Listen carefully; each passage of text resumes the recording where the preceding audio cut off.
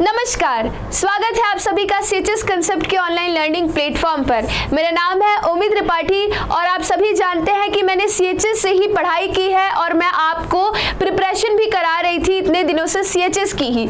तो सीएचएस का एग्जाम आप सभी दे चुके हैं और सबके मन में एक सवाल है कि अब क्या होगा आगे। सीएचएस का फॉर्म आया, हमने फॉर्म भर दिया, हमने एग्जाम भी दे दिया, लेकिन आगे क्या होगा, आगे क्या होगा, कोई तो बताए। तो कोई चिंता की बात नहीं है, मैं अब आपके लिए आ चुकी हूँ ये बताने के लिए कि सीएचएस का एडमिशन प्रोसेस क्या है। मतलब हमने सीएचएस का फॉर्म भरा, हमारा एडमिट कार्ड आया और हमने एग्जाम दिया, लेकिन एग्जाम के बाद हमें क्या करना है ये अब मैं बताऊंगी। तो बिल्कुल डरिए मत, बिल्कुल भी पैनिक मत करिए बच्चों, क्योंकि अब हम जान जाएंगे क्या प्रोसेस है पूरा एडमिशन का। ठीक है, तो चलिए शुरू करते हैं इस वीडियो को और जानते हैं किस तरीके का प्रोसेस है।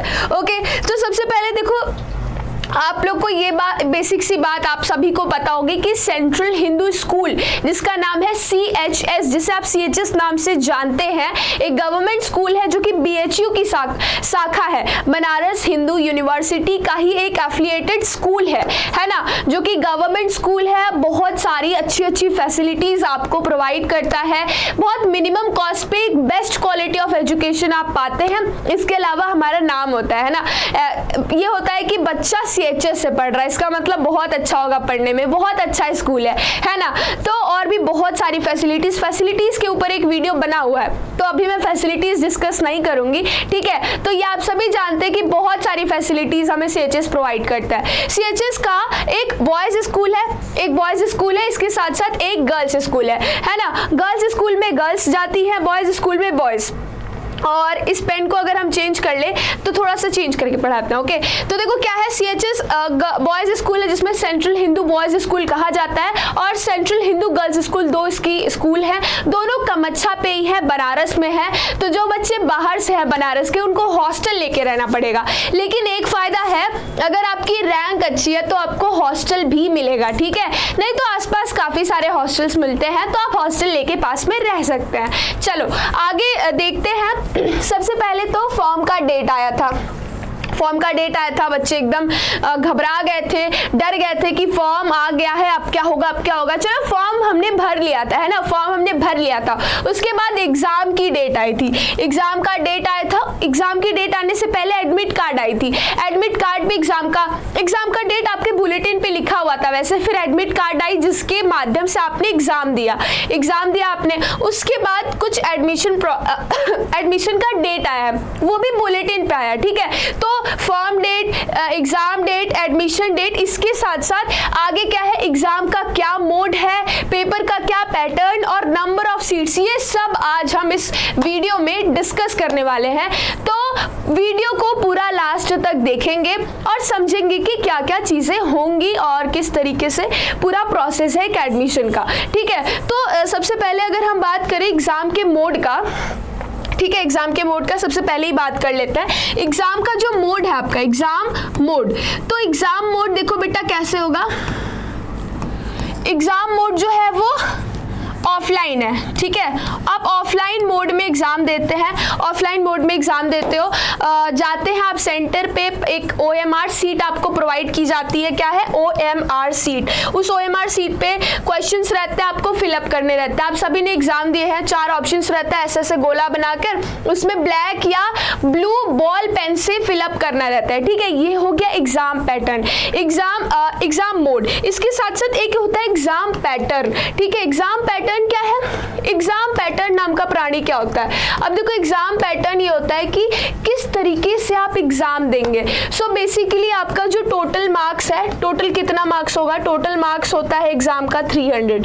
ठीक है, कितना होता है 300। इस पे भी मैंने एक वीडियो बनाए रखा है, वैसे मैं इधर भी बता देती हूँ शॉर्ट में। ठीक है, तो टोटल जो मार्क्स है वो कितना है हमारा let me do this, yes. So total marks हमारा 300 है। इसमें कट ऑफ कितना जाएगा ये भी बड़ा दिक्कत है ना। सब बच्चे पूछ रहे हैं मैम कट ऑफ क्या जाएगा, कट ऑफ क्या जाएगा। तो एक्सपेक्टेड आप मान के चलो कि 250 से ऊपर आपको लाना है।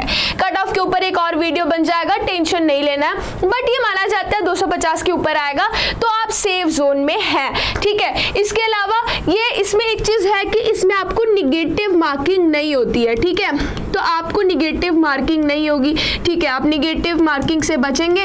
इसका मतलब क्या है कि हम को कितने जितने भी सवाल है अगर हम कुछ तुक्का मारना चाहे तो मार सकते हैं, हम फ्री है, ठीक है, क्योंकि निगेटिव मार्किंग है तो हमारा मार्क्स नहीं कटेगा इस पे, ओके। इसके अलावा जैसे आप अगर क्लास 9th के लिए प्रिपरेशन कर रहे हो, ठीक है, 9th के लिए प्रिपरेशन कर रहे हो जिसकी तैयारी मैं करवा रही थी, तो उसके लिए आपको क्या करना होगा, इसमें 20-20 क्वेश्चन 4-5 सब्जेक्ट से आता है, मैथ से आता है, साइंस से आता है, सोशल साइंस से आता है, इंग्लिश से आता है और हिंदी से आता है, ठीक है।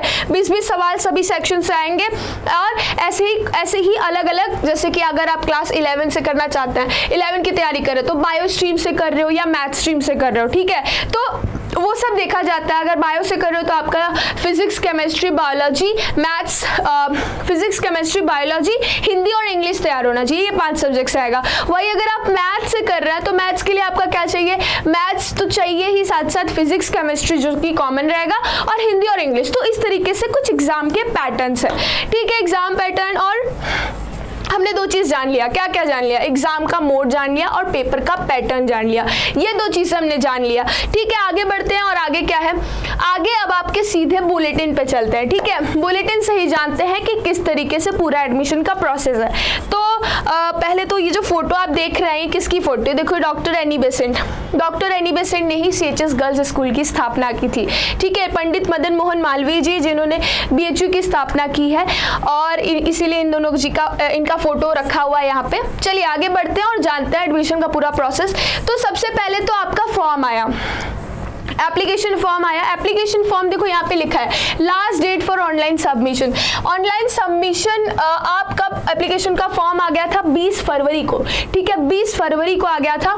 20 मार्च यहाँ लिखा है 20 मार्च तक आपको पूरा सबमिट करके रखना था, ठीक है, मतलब फॉर्म सबमिट कर देना था 20 मार्च तक। 1 महीने का आपको समय दिया गया था। आप चाहे तो करेक्शंस भी करा सकते थे। करेक्शन का डेट आ गया था 21 मार्च, 21 और 27 मार्च, 21 से 27 मार्च 7 दिन तक आपको करेक्शन का डेट भी दिया गया था। एप्लीकेशन फॉर्म पे अगर कोई दिक्कत हो जाए तो, ये 2025 की बात चल रही है, ठीक है। इसके बाद आपका आया एडमिट कार्ड। एडमिट कार्ड की बात 11 अप्रैल को बताया गया था कि 11 अप्रैल को आएगा एडमिट कार्ड। थोड़ा सा एडमिट कार्ड आने में लेट हुआ था, हम बहुत घबरा भी गए थे कि मैम एडमिट कार्ड नहीं आ रहा है, सर एडमिट कार्ड नहीं आ रहा है, लेकिन फाइनली एडमिट कार्ड आ गया था, ठीक है। एग्जाम के 1 हफ्ते पहले या फिर 4-5 दिन पहले आ जाता है एडमिट कार्ड, ठीक है। चलो एडमिट कार्ड भी आ गया हमारा अप्रैल। इसके बाद क्या होता है, इसके बाद आपका एंट्रेंस का टाइम आता है। जो आपने इतनी दिनों की प्रिपरेशन की या पूरे 1 साल की प्रिपरेशन की, उसका समय आ जाता है, ठीक है। तो क्लास 11th के आर्ट सब्जेक्ट की जो पेपर हुई थी वो 7 मई को हुई थी और कॉमर्स का जो पेपर हुआ था वो 8 मई को हुआ था, ठीक है, जो थर्सडे था। और ये देखो टाइम भी बताया 8 से 10 AM के बीच हुआ था। सारे पेपर्स 8 to 10 AM के बीच हुए। 2 घंटे के पेपर थे जो कि मैंने अभी बताया था आपको। 2 आवर्स के पेपर होते हैं, 300 मार्क्स के पेपर्स होते हैं, निगेटिव मार्किंग नहीं होती। वही 8 to 10 AM तक आपका पेपर हुआ था। इसके बाद क्लास 11th के बायोलॉजी स्ट्रीम से जिन्होंने पेपर दिया था वो 9th मई को दिए थे और जिन्होंने मैथ से दिया था वो 10th मई को दिए थे। लेकिन जो मेरे छोटे छोटे प्यारे प्यारे स्टूडेंट्स हैं क्लास 9th, ठीक है, क्लास 9th स्पेशली मैं उन लोगों को बताना चाह रही हूँ, उनका पेपर हुआ था 11 मई को, है ना। 11 मई को उनका पेपर हुआ था। उसके बाद क्या हुआ, उसके बाद आंसर की का टाइम आ गया। आंसर की आ चुका है, आप सभी जानते हो आंसर की आ गया। हमने आंसर की पे वीडियो भी बनाया था और आपने आंसर की देख भी लिया अपना। आई होप कि आप सभी ने मिलाया भी होगा और बताया है, हमें कमेंट्स में बताया होगा। जिन्होंने नहीं बताया है वो बता दें कि आपके कौन से क्वेश्चंस आपको गलत लग रहा है, ठीक है। बाकी सभी ने मिलाया होगा और कुछ तो एक्सपेक्ट आपने किया होगा कि कितना मेरा आ सकता है, ठीक। तो आंसर की प्रोविजनल आंसर की आ चुका है जो कि 19 मई को बताया था, 19 मई को आ भी गया, ठीक है। 20 मई को 19 मई को शाम को आ गया। उसके बाद आज 21 तारीख है, आप आज के दिन चैलेंज कर सकते हैं। 21 और 22 मई को आप चैलेंज कर सकते हैं अपने प्रोविजनल आंसर की को। फिर फाइनल आंसर की भी आएगा। फाइनल आंसर की को कोई चैलेंज नहीं करता है, ठीक है। प्रोविजनल आंसर की को ही चैलेंज कर सकते हैं, जिसका डेट ये है। फिर फाइनल आंसर की आएगा 30 को, 30 तारीख को, 30 मई को, जब ये मंथ एंड होगा उस टाइम आपका फाइनल आंसर की आ जाएगा। उसके बाद आपका रिजल्ट आएगा, यस, जिसका आपको बेसब्री से इंतजार था। क्या होगा रिजल्ट के बाद आएगा आपका काउंसलिंग का डेट। तो देखो रिजल्ट को जो डिक्लेयर होगा, रिजल्ट वो होगा 9 जून को।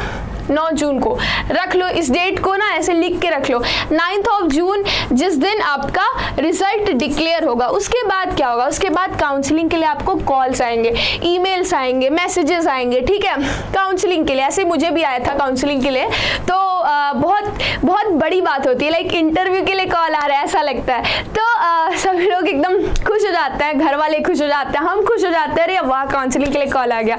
आप बहुत लकी होते हैं अगर CHS में आपको काउंसलिंग के लिए कॉल आता है, ठीक है। तो वही होगा कि काउंसलिंग के लिए कॉल आएगा, ठीक, काउंसलिंग के लिए कॉल। जैसे कि क्लास 9th की बात करें, छोटे बच्चों की पहले बात करते हैं। क्लास 9 का 23 जून को काउंसलिंग के लिए कॉल आएगा। तो कॉन्ग्रेचुलेशंस टू एवरीवन, मैं अभी ही दे रही हूँ एडवांस में जिसको भी काउंसलिंग के कॉल्स आएंगे। लेकिन कुछ लोगों को काउंसलिंग कॉल्स नहीं, मतलब ईमेल आएगा या फिर मैसेजेस आएंगे, ठीक है, वो आपको आ जाएगा।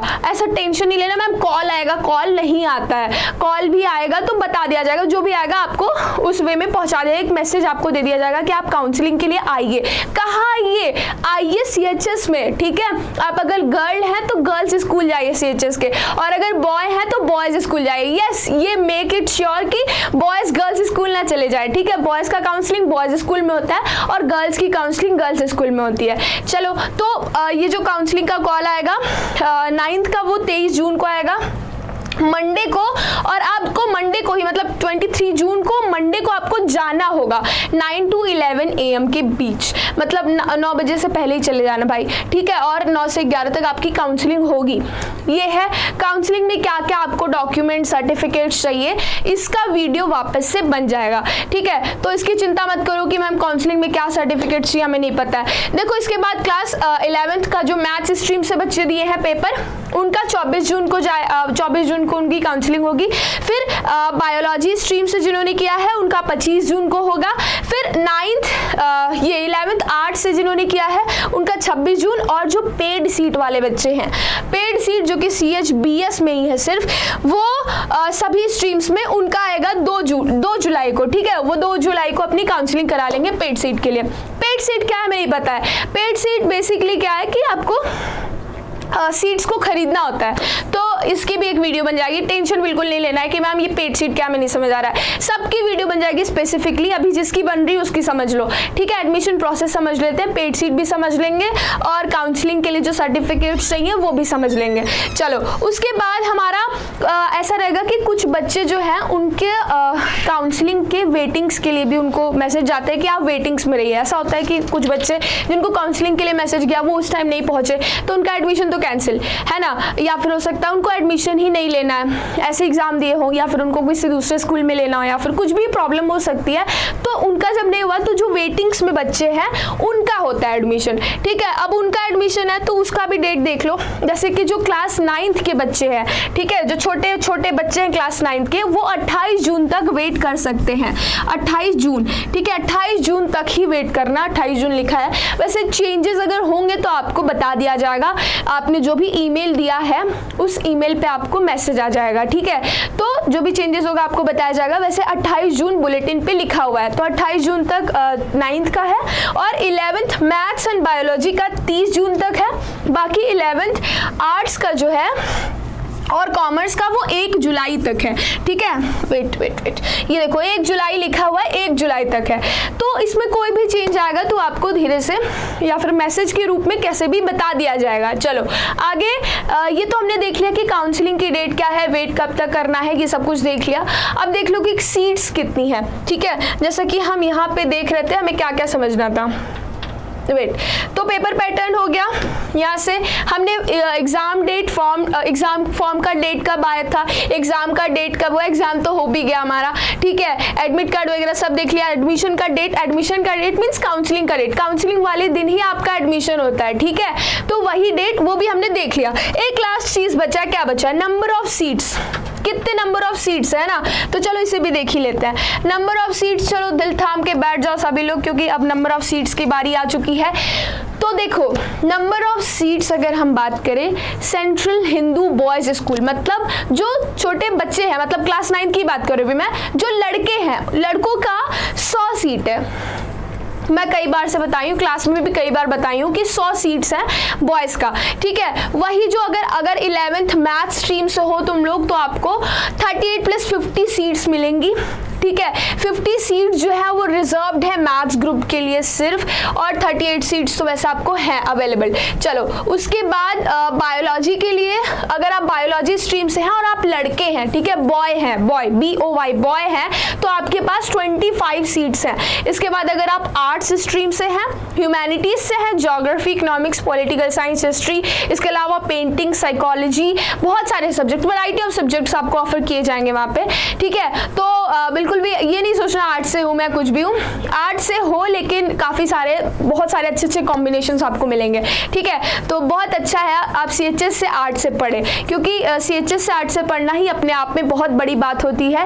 One of the best school है इन द इंडिया, ठीक है, और आर्ट स्ट्रीम के लिए तो सबसे बेस्ट है। चलो उसके बाद ये जो 12th ये क्या था, हाँ, आर्ट स्ट्रीम के लिए सिर्फ 12 सीट है, सिर्फ 12 सीट, और कॉमर्स स्ट्रीम के लिए सिर्फ 12 सीट, आर्ट्स एंड कॉमर्स दोनों के लिए 12 सीट्स हैं। इसके बाद अगर हम सेंट्रल हिंदू गर्ल्स स्कूल की बात करें, जो लड़कियां हैं, तो लड़कियां अगर आप छोटे बच्चे मतलब 9th क्लास में एडमिशन लेना चाहते हो, तो आपके लिए सिर्फ 30 सीट्स हैं, सिर्फ और सिर्फ 30 सीट्स हैं। सो लड़कियों का कंपटीशन बहुत तगड़ा है, बट कोई ना, all the best to everyone.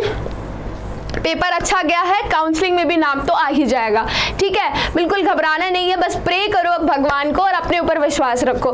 30 seat है पर एडमिशन तो होगा ही। चलो इसके बाद अगर क्लास 11th में मैथ स्ट्रीम से हो तुम लोग, ठीक है, तो 17 सीट्स है आपकी, और अगर 11th में बायोलॉजी स्ट्रीम से हो तो 16 सीट है, और आर्ट स्ट्रीम से 45 सीट्स है। यस, लड़कियों को ये अच्छा मौका मिल रहा है, यहाँ 45 सीट्स आपको मिल रही हैं आर्ट स्ट्रीम से, और कॉमर्स स्ट्रीम से 25 सीट है। अकाउंटेंसी, इकोनॉमिक्स ये सब पढ़ना रहता है कॉमर्स में, तो यहाँ 25 सीट्स आपको मिलेंगी।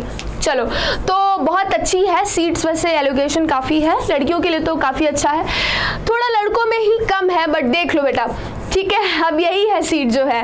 अब आपको इसके अलावा पेड सीट में भी कुछ आप एडमिशन ले सकते हैं, पेड सीट, तो पेड सीट का भी एक पूरा प्रोसेस है, वो मैं आपको एक नई वीडियो में समझा दूंगी। इसके साथ साथ हमने सब कुछ समझ ही लिया है। चलो थैंक यू वेरी मच। बाकी अगर आपको कुछ भी जानना हो, कोई और अपडेट चाहते हैं, तो आप हमारे चैनल को सब्सक्राइब करिए, बेल आइकन को प्रेस कर दीजिए। वीडियो अगर अच्छी लगे तो लाइक करना, और कमेंट्स में हमें बताना क्या जानना चाहते हैं आप, ठीक है। तो चलो मिलते हैं अगले वीडियो में। Thank you very much, Tata.